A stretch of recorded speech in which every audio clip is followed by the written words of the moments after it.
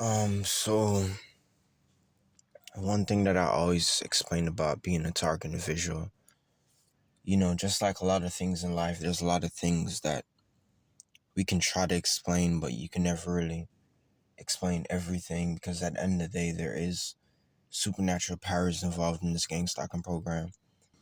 If these people try anything, my story is out there. You guys know what I mean? How I found out about this Gangstalking program was when I moved from the only other place that I pretty much, been besides, where I was born and raised down here. I'm back down here.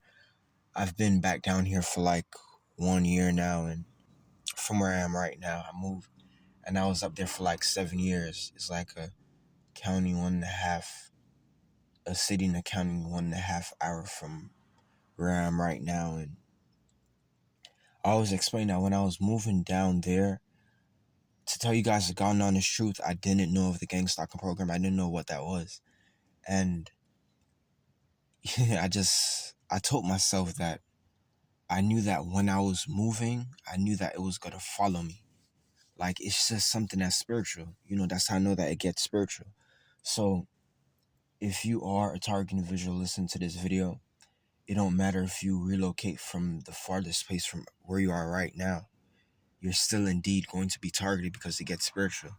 They don't have to follow you in cars. They don't have to follow you with these drones. They don't have to follow you with these choppers, helicopters. It gets spiritual. You guys know what I mean? I remember moving to a house and then I moved to an apartment.